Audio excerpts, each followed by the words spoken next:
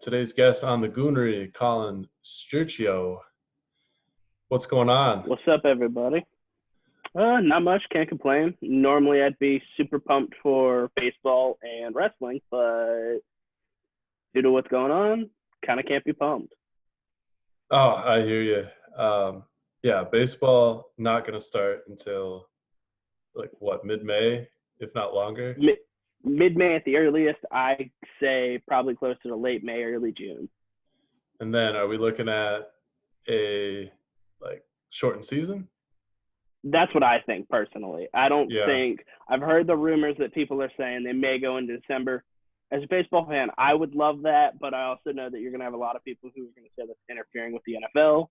They'll probably just shorten the season to whatever works best with the time schedule. Yeah, it's the NFL's world. We're just living in it. Ain't that the truth? A little more background before we really kick it off here. Looks like you're is it a beat writer or just content creator for a couple, like a Miami Dolphins fan site? Yeah, I'm a staff writer for the Finsider, which is the SB Nation fan site, and a staff writer for the Orlando Magic's SB Nation website as well. Oh, nice. Are you a big Florida guy? I got a special place in my heart for it. My aunt lives down there. So I got a special little place in my heart. I'm originally from Pittsburgh, so diehard Steelers guy. Yeah, I thought I saw found you replying to what background?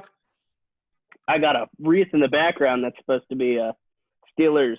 Oh, a wreath. My last name. Okay. Let's see it. Yeah, it's a little blurry, coming in blurry. It's like a halo around your head. Right on. I got it. We got it. Big Steelers guy? For sure. I love all Pittsburgh sports. My girlfriend says I'm obsessed. One take on Pittsburgh sports, I think it's interesting. It's like the one city where every team is the same color, like black and yellow. See, but I think they did that on purpose because every other city you have like a mixed match. One of my favorite ones to always look at is Minnesota, where you go from purple to navy and red to green. And so you could never go to a sporting event and have anything match. While in Pittsburgh, they all just basically said, screw it, we're all one giant city. Let's just have everything match. So it doesn't matter what you wear to our sporting events, really. I don't hate it. I kind of like how in the PNW everything's pretty blue-green. But again, I see the other side of it too. It works out nice. There are times where, it's very simple for me. I'm a huge hat guy. So, if I throw on a Steelers shirt, I can still go throw a Pirates hat on or a Penguins hat on, and it works. It's never a, crap, I got to match this with something else. Right. I don't know how you match yellow with anything, though, but I'm sure you make it work. You match it with black and yellow. That's the only way I know how to. It's the only way. You got a NWO shirt on there. I do. I've been a wrestling fan for literally about as long as I can remember. And like I said, I was just talking to one of my friends last night, and this is normally the time of the year I'm the most pumped. I was supposed to go to the Raw down here in Atlanta that was supposed to happen this coming Monday. And now with just the way that everything's been going with no fans, it's like this doesn't even feel like WrestleMania season at all. Oh, it feels like it's like mid-December where you can just go, I'll skip a week and a half and not really have to worry about what goes on. Because they've just been throwing old matches in the middle of a show, and you're like, well, right. I can check out for half an hour to 2 hours. Yeah. Yeah, I think, thank God it's still, on, I guess. I'd rather it be on than just canceled or postponed. But, it doesn't terrible. Feel the same that it should. I was so happy the first week that everything got canceled that it was still on. I was like, sweet. The one thing I care about is on and I can watch. Then I saw what they did and I was like, you just took my enjoyment away. And it didn't make me want to keep coming back. It made me go, If this is what they're going to do, I don't know how they're going to do WrestleMania. But I'm definitely not about to tune in every single week. The week that they played the Royal Rumble, I was like, okay, well, I just spent 2 hours watching the show in January. I know I don't have to watch this for 2 hours again. I'll come back in the last 10 minutes and be fine. Yeah, 100%. A little to unpack there. First of all, I thought the Royal Rumble this year was phenomenal. Fantastic. It was so good.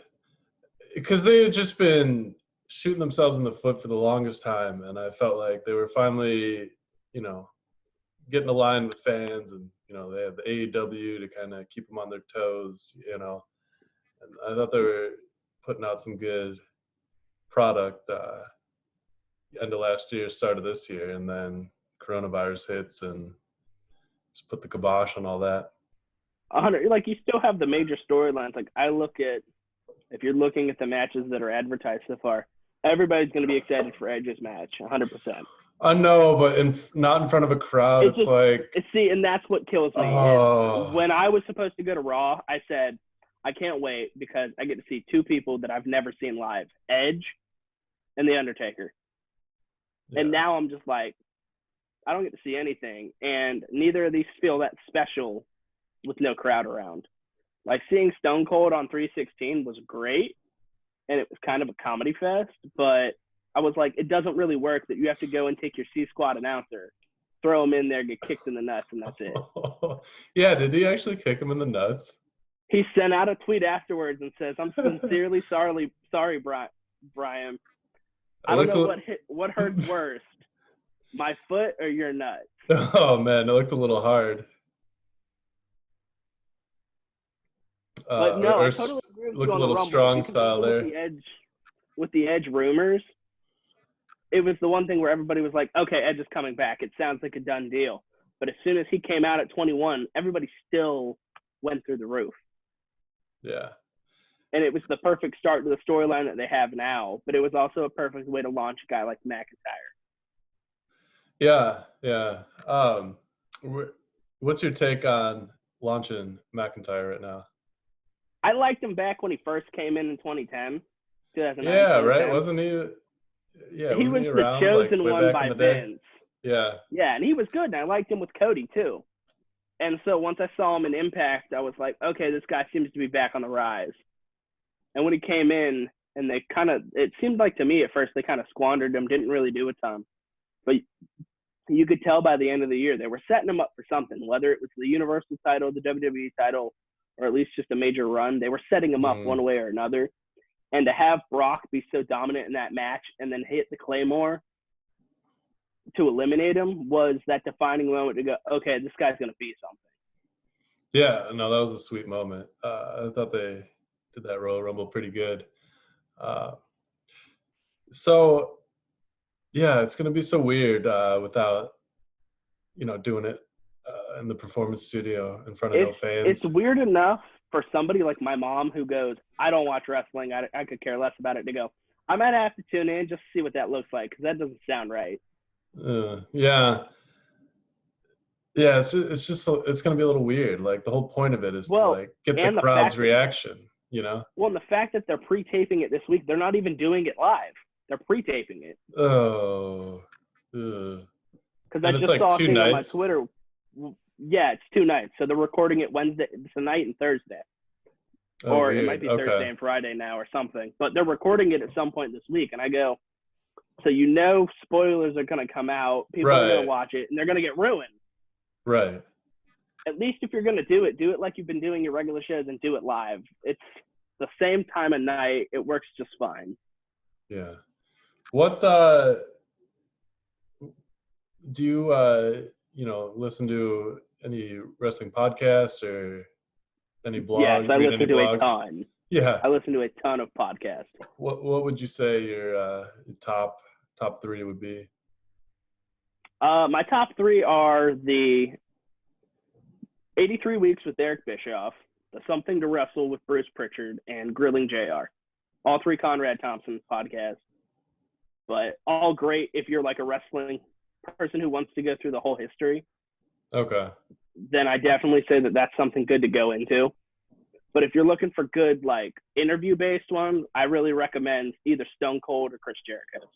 Yeah, I've listened to those guys a couple times. I thought they're pretty good. I always like when they're like guests on other podcasts. Oh, yeah, and it works out great. I like Jericho's a lot because since he's also a big music guy, he goes into a lot of his music and his buddies that are in that. Are you one of those disgruntled internet wrestling fans? No. I mean, I try my best not to be. Like, when I'm with my friends, we'll get in the weeds a lot on certain things. Like, last night my best friend called me and we got in the Benoit discussion because of the dark side of the ring that came on. Yeah. But I try and stay pretty objective, and I'm not the keyboard warrior saying that WWE is gonna be buried just because AEW came out. That's not me. I watch wrestling to be a wrestling fan and enjoy it, not to critique everything that occurs. Yeah. But at the same time, do you think it could be better? Oh, there are definitely points, like I said, I was talking to my friend last night, and he said, as terrible as this sounds, and he's been a guy to tear Triple H a new one since the 2000s. And he goes, as crazy as it is, I can't believe I'm going to say it, but I can't wait for either Vince to die or step down and have Triple H take over because it's going to get better. Yeah. And that sounds crazy to say, but it's true. You look at NXT compared to the main roster. Yeah. Yeah. I never want to wish ill on anybody. No. God, no. But I've been hearing that as a big critique for I always say, 10, I feel like 20 years now. I feel like Vince is a little out of touch and he might be going a tad bit senile. But then, like, I look at the things like McIntyre, and he's 100% behind McIntyre. And I go, so he's got a certain base that he knows what to work with. But then there are other things that he's just completely doesn't know what he's doing. And he's just not in sync with the fans. And that, I feel like since social media became big, fans now think, oh, my opinion matters. Sure, your opinion matters to a certain extent, but it's not the end-all, be-all. These are also a multi-million-dollar company that's there to make money. I think by the way that their shareholders interact and they sell their stock. So at the end of the day, you can whine and complain all you want on social media, but if it's making them money, I don't think they really care a ton at the end of the day. Right. I just hear some critiques that are constructive in that, like, they're just kind of missing, or it's like, stale in certain areas, or they're just like, 100% creative direction. And then it all gets linked back to Vince. What would you say your top critiques would be for it? I agree definitely with that. That sometimes it's out of sync and it's kind of stale at points where, like, you can almost choreograph what's going to occur in a storyline. But then also, it's not always Vince, I feel like. Sometimes with their writing staff, they bring in people who don't really know. They've written for, like, major TV productions, but they've never written wrestling. Yeah, who are these people to kind of tangent on that? That's what I don't know. Like, I know one guy I heard, this was maybe 10 years ago, I heard Freddie Prinze Jr., the actor, was writing for them at one point. So that's a guy who's been a huge wrestling fan, but he's never written wrestling. Mm. But even then, so sometimes you'll hear stories from the boys, and they're like, they'll say something, and he goes, I'm never going to say that. That just doesn't fit with my character.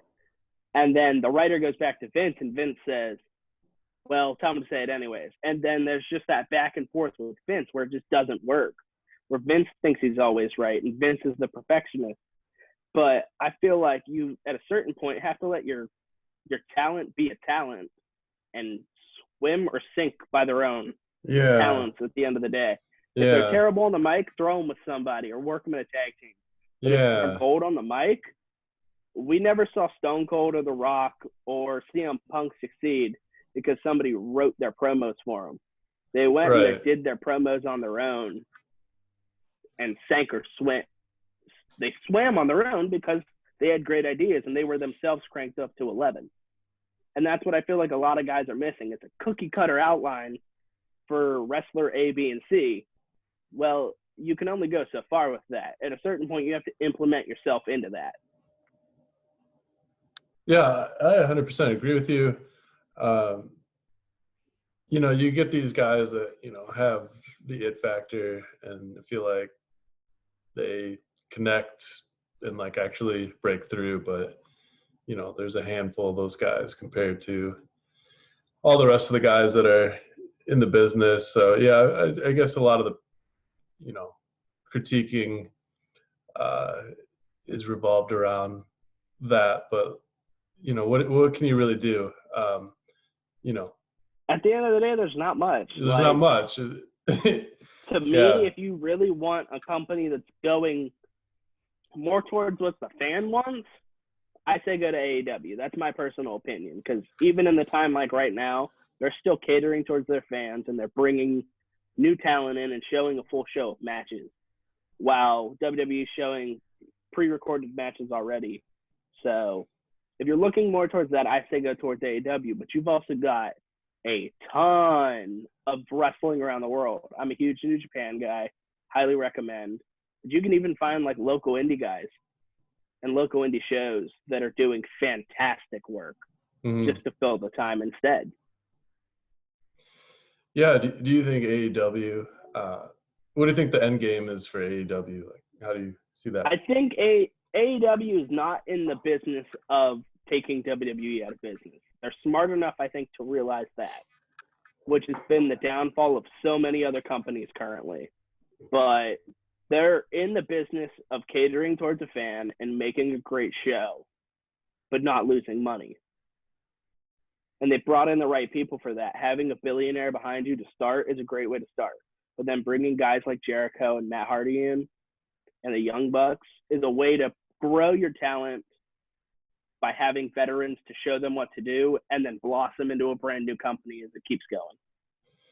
Yeah, I agree. I don't think it'll dethrone WWE or really pose a chance. I just see it, you know, gaining popularity, you know, kind of bringing that TV 14 element that was so successful during the Attitude Era, but also mixed in with modern day, you know what you can. Well, and that's do. That's where I think TNA's downfall was, because everybody used to think TNA was the number 2 because they were the most close to WWE. But they brought in a lot of guys that were great. But at a certain point, they thought that they could be as good and compete with WWE, and that was just never going to be the chance. Yeah. That's within my lifetime. I doubt I'll ever see another company compete with WWE the way WCW did. It's just highly unlikely unless you have multiple billionaires come in to try and build a company. It's unlikely because WWE also still just has that built-in audience that they're never going to lose. Yeah. It's definitely that alternative wrestling that I think resonates with fans, and I think there's room for like both promotions to exist and work well off one another. I just you know, you build up these huge characters like Cody now. Like, how does WWE not, you know, for money, like go pursue like a Cody now and like go back after him? Oh, and I heard before that they tried, but the thing is now, I think Cody's at the point where he's been a name on his own. He's got his dad's like notoriety as well, but he's also a great talent in his own right. And I know before AEW came about, WWE reached out to try and sign him and the Young Bucks. But they're now, I think, they're not at the point of going, Vince, we want to take you out. Let's give fans and the boys another place to go. Because that was the greatest thing about WCW and the wrestling business in the 90s and 2000s, was somebody had a chance to go somewhere else if they got released or anything like that. Right. Almost 20 years, you never had that. It was TNA for a lighter schedule and most likely less money. Well, now you have basically the same type of schedule on a worldwide platform for everybody to view and for the boys to go back to. And that helps greatly to grow the business on its own. Yeah, I think it's like the old rising tides, you know, makes every ship afloat. or however the fuck that saying goes. Yeah, no, I just, I think we're in a new golden age for wrestling, and it's kind of been there. Time. But I never got to see the Monday Night Wars, so okay. See, I grew up during the Monday Night Wars. So. And I've heard great stories. Yeah. I would have loved to have been around during it, but for a guy like me who loves in-ring work and things like that, like one of my shining guys, it sounds terrible now, but one of the guys that I looked up to the most as a kid was Benoit. And that's such a sad story. Dude, I remember that day so hard. It was so terrible to see. I couldn't believe it. I know. I remember that. Yeah. I literally remember my dad calling me down from my room and just left the TV on pause when I saw that, and I just broke down because I couldn't believe it. It was the craziest thing. And then to hear what happened afterwards even more was nuts. Mm-hmm. It's still nuts to think about 13 years later. That was CTE damage, most likely? Or is that confirmed? I've heard it linked towards that a lot. I've also heard the stories of roid rage. Roid rage, right? Yeah, drugs too. Kind of a combination. If you're talking about Nancy's situation with Chris, I could totally see that being a roid rage. She did something to set him off. He got angry because he was on the roids and killed her. But from then on, when he killed his son and when he did what he did to himself, roid rage doesn't last for 3 prolonged days. It's a short period of intense rage. Yeah. Now, I could easily see him afterwards going, oh shit, what did I just do? And in his mind going, my son can't live like this with no mom and a dad in jail. And it's a terrible way to rationalize, but him saying it's the best thing for him and then knowing that he had to do it to himself at the end. Oh, it's very sad. That makes me and my fiance are planning on watching the Dark Side of the Ring tonight, and I showed her the trailer, and she just went, "What's okay? I have no idea what this is, but I want to see it." Yeah, and it just blew my mind. I felt like I saw somewhere like an ad for Dark Side of the Ring, but I'm not sure. Yeah, the second season just launched last night with the Benoit episode. It was a 2-hour episode. Oh, what's it on? Netflix? So, Vice. They have the first episode on the Vice app, and you can find it on their YouTube page. Oh, okay. And I'm sure you can, by this point, find the second part on it as well. Ooh, yeah. I don't know if I could handle the Dark Side of the Ring. It's Well, I know this season's about to be a crazy one because last year they went into Savage and Elizabeth. They went into the murder of Bruiser Brody. And then this year, I know they already went into Benoit. They go into the New Jack situation, and they go into Owen Hart's fall. Oh. Which is going to be another terrible one. Yeah. Oh, my God, yeah. Well, I'm going to make the executive decision here and, take the conversation away from the Dark Side of the Ring. It's a little. Yeah, that's probably a best bet. I would have to agree with that. It's sunny outside. I'm not trying to, put a cloud over the conversation. Yeah, let's not make this all gloom and doom. One critique I have with wrestling, I just feel like, it's so popular in its own cult environment ways, but a little embarrassing when it tries to fully cross into the mainstream. Yeah, it is what it is. I guess one of the big things, right, is we can't push this guy because the indie guys, we can't push these indie guys because they're too small, or that whole thing. Why are they not doing? Or another thing too, it's this title means nothing, or we've watered down this title.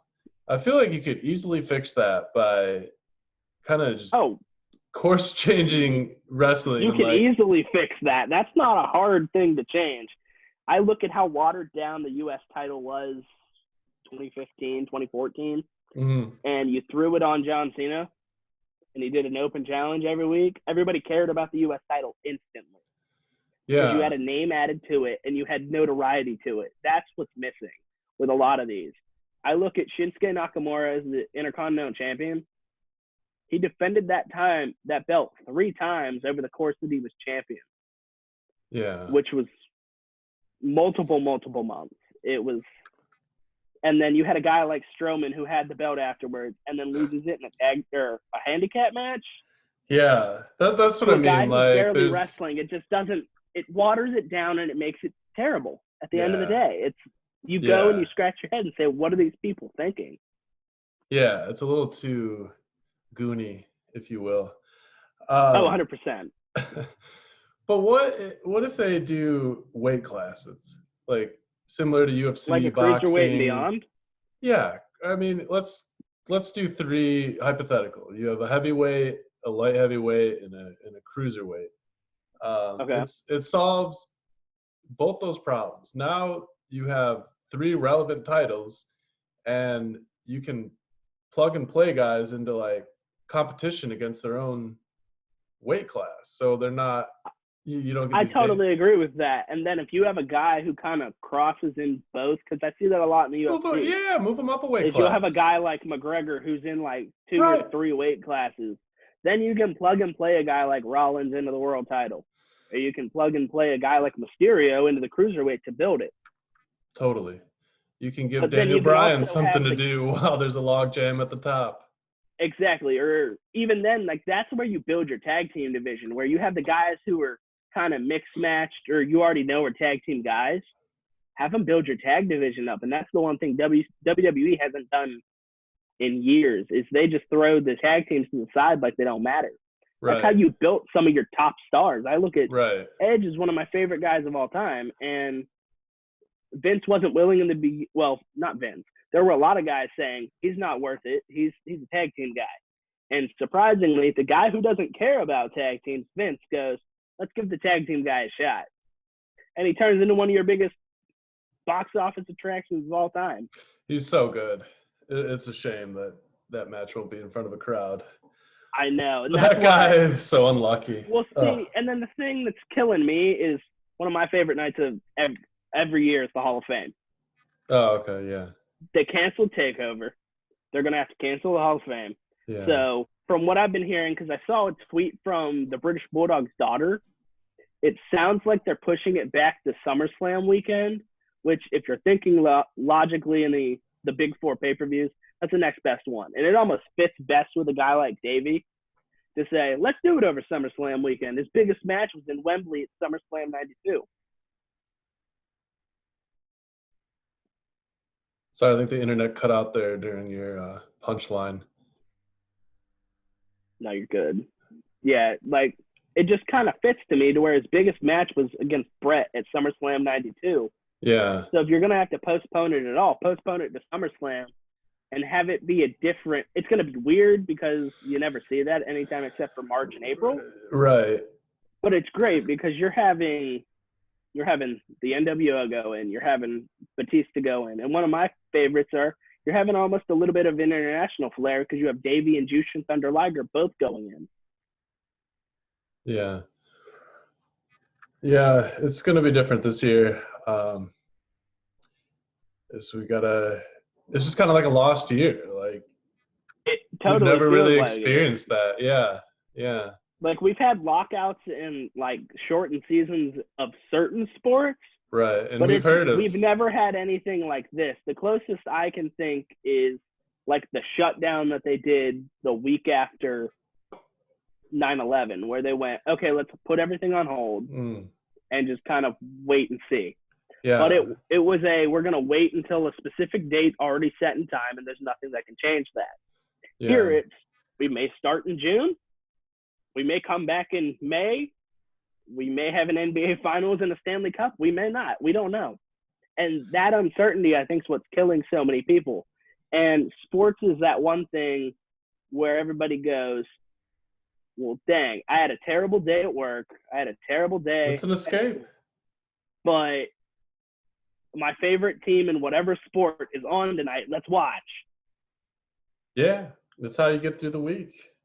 100%.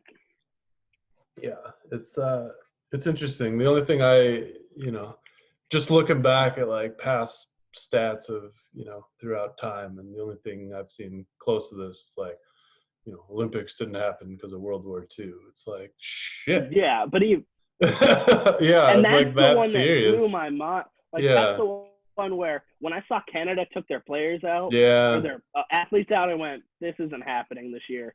Because it's one thing for like a place like Kazakhstan to say, okay, we're not taking our guys.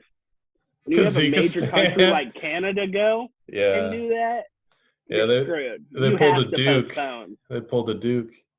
You have to postpone at that point. And the same thing with March Madness. When Duke pulled out, I think that was the realization of, oh crap, we're going to lose one of our biggest teams. And then everything's thrown into a wrench. We have to cancel. Well, you can't train right now. You can't do your qualifiers, whatnot. All you can do is postpone it. You might as well make the decision now. Yeah, and it's not like you're postponing it multiple years. You're postponing it. That's why, thankfully, they have the off year in between the summer and the winter, to where if something like this occurs, you can do it and you're fine. Well, shit, it's such a contagious, like, virus. Disease. It's ridiculous. I literally just got a message from my college that said one of the students in my school got it, and I went, this is exactly why we don't have classes in campus for the rest of the semester. Right. Because things like this are going to go on. And, like, my mom used to work for the CDC. My mom has openly told me I've never seen anything like this. Oh, do you have some insider info from mom? My mom just thinks it's really fucking crazy. Yeah. At the end of the day. Just as baffled as we are. The last major thing my mom saw was the swine flu. And my mom said, I've never seen anything like this. That's that H1N1. That kind of scares me in a way. Yeah. To where, and the only thing that I've really heard from her is that they're just expecting this to go more and more. And it's going to peak at a certain point, but you can guess when that's going to happen, but none of us know. That's the terrible thing. I heard the peak is like within this like 2-week window that's going on right now. I know. I'd heard from Ohio that it was supposed to be in like late April, early May, but like I know I've heard from cases in New York that they're expecting it to be even longer. Yeah. So it's just everywhere is kind of in flux, and that's why. And the thing is, they were originally saying that it was supposed to be because the increased testing. Well, now they're also saying that it's increased infections also. Ugh. Yeah. So you're still having both occur, which is making it even worse. The biggest example I can say is China, because China shut down in January. They're opening back up at the beginning of April. So if you want to take that as a judge, they were shut down for 3 months. Right. So that's why I say maybe May, maybe June at the earliest, depending on if everything goes according to plan. Because if you look at Italy, it can be even longer. Yeah, it's fucked. You think we'll get through this, or do you think this is the beginning of the end? I don't think it's the beginning of the end. I think it's a way for us to plan for the end. That's the way I look at it. Yeah, I think it's a big dress rehearsal, like a wake up. Because I've always said, if the world's going to come to an end, it's going to be a mass virus or it's going to be like nuclear war. Yeah. Those are two basic options, in my opinion. This is a very good idea to say, everybody get your shit together and figure out what you got to do if we have a mass virus. If we have nuclear war, we're all screwed. Right. My head was like in the nuclear war clouds and like, but in January, everybody was scared that we were going into World War III. Now we're all terrified that there's a mass virus. Right. So this year's just everything in one. I kind of agree with LeBron. It's time to just cancel 2020. Yeah, seriously. The virus blindsided me. Like, it makes so much sense. I just had never realized that like we could live through an outbreak like this. Because we've quarantined so many of them before, like Ebola and you've stopped certain things like this, but it's also come to a fact where, like with most things, you go, okay, you need to do this, this, and this, and you can help prevent it. It's never come to a point where you've had to say, hey, the world's practically shutting down to prevent this. Right. And well, what's going to stop it from happening again? Like, it's clearly The only thing you can hope is that a vaccine comes out to prevent this. Yeah. Like, if there's another virus that comes out, the same thing's going to happen. But if you're looking for this same one, the only thing you can do is just like the flu. Hope that a vaccine comes out and that it actually works to stop it. And if it's anything like the flu, hope that it dies off in the hotter months. Right.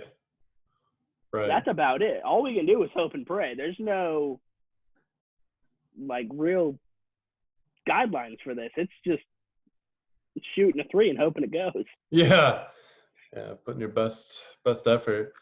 But yeah, now conversation going back to doom and gloom. What's going on with your career? It looks like it's just getting underway. Seems like you're doing cool things. Pretty much just trying to get a foot in the door.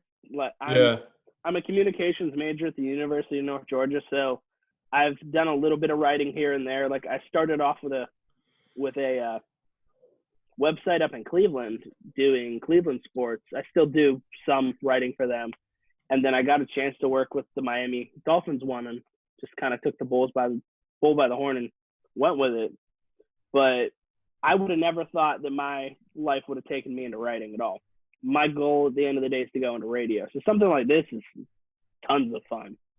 But I also enjoy just getting the ability to write. It's an easy way to get my emotions and what I feel out in a super quick way. Because sometimes stuff like this, it takes time. You don't always have the chance to set up your equipment and do everything. But you have a chance to write out a 250-word paper real fast and get it out.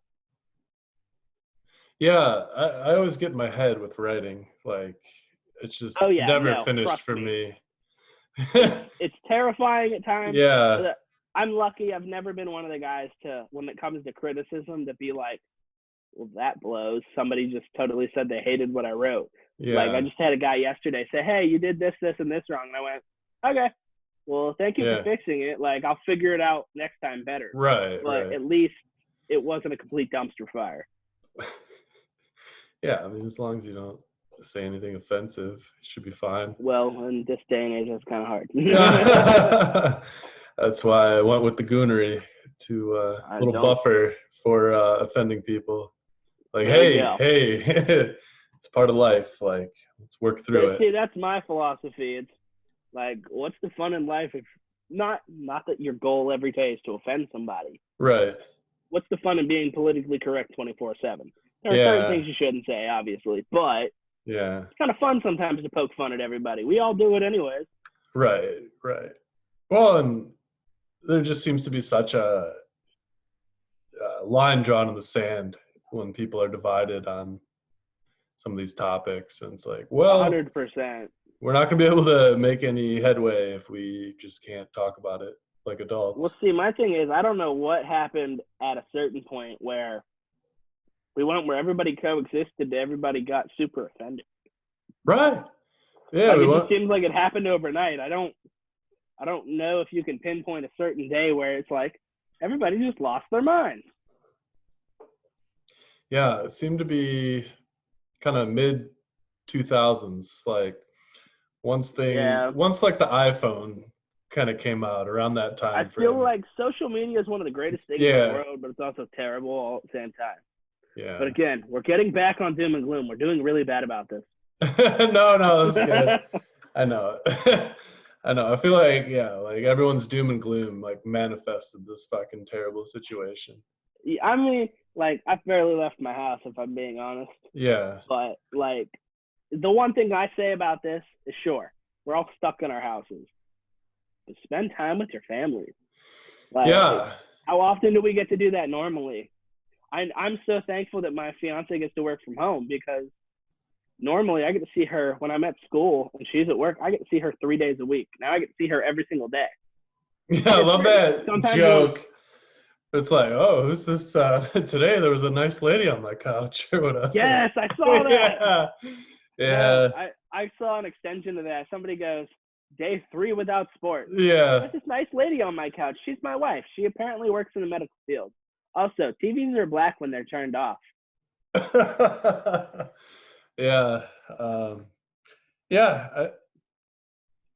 With social media, I like to just provide a little entertainment, to the like-minded folks that enjoy sports and for sure. little bit of immature humor. I'm taking it off of you guys, because I'm gonna guess by your background, you're based in Seattle. Yeah, so I'm a Chicago native. Moved out west like 5 years ago. What made you do that? Oh, just on a whim. See, well, heck, my fiance wants to move to Canada. Oh, no way. So, yes way. She's totally like, I'm sick of everything here. If we get a shot, let's move to Canada. And I said, okay. So if I get a chance after school, I'll be in Canada. And I'll be okay with that. But I'm also okay anywhere, really. As long as it's not down south and we have these terrible hot summers, I'm ready to get the hell out. Yeah. Yeah. The one thing about the South, though, I do love a good Waffle House. Yes. And you can't get Cracker Barrel anywhere else. And Cracker Barrel has some bomb food. Right. I do love bomb food. There are some other things that I would much rather not have, like this terrible heat that we seem to get during the summers where it feels like you're walking on the sun. Yeah. I'll take snow, and now granted, I feel like I'm a little bit towards you because recently it feels like I live in Seattle with how much rain we've been getting. Holy shit. No, it's sunny here. Like, I don't know what everyone's talking about. It's been sunny every time. Yeah, they always say y'all are I don't know if we turned to Seattle, Georgia or what, but we're constantly getting rain. Like, yeah, it's ridiculous. I'm tired of it. If somebody says anything about a drought this summer, I'm going to knock somebody out. Oh, man. Yeah, I hope everyone gets their shit together. Yeah, I don't know. Everyone's got this like existential crisis. And it's like clearly fucking manifested itself. Like, the last 8 months have been the craziest like fucking times ever. For sure. That's why I don't talk to many people. I listen to the radio, I listen to sports, and I watch sports and wrestling. And that's about it. Yeah. Yeah, it's tough to cope with the sports. One of the things I meant to say earlier, when you're talking about talking to family, I did a couple, quarantinis, with my mom. Like, she's like, "Can we do a Zoom?" And I was like, "Oh yeah, we can do a Zoom. That's what I host a podcast with." Yeah, everyone knows Zoom now. Like, I know when a couple of years leading into this, like, what the hell is Zoom? I feel like, like you said, you asked yesterday about the podcast, and I chuckled in a way because when I first got into high school, I was listening to, like we said earlier, all the wrestling podcasts. Yeah. My brother, I have a twin brother, and he openly said to me, "What the fuck's a podcast?" But now he listens to podcasts like crazy, and I go, yeah. So what happened to the "What the fuck's a podcast"? Like, you thought I was stupid for it before, but obviously something clicked. I feel like it's a way for a lot of people to get out what they want to get out, but you don't have FCC regulations, which is fantastic at times. Because we can say a lot of the words that we probably shouldn't say, but we can't. Right. That's my muse behind the Goonery. I know we're late to the party, unfortunately. Like, everyone has a podcast now. So I just use it more as like a networking tool. That's fantastic. But I agree. Yeah, I just, want to have a place where, there's no regulations at the end of the day. As Stone Cold says, it's a place to spew the bullshit off your brain. Right. That's, the attitude there is big.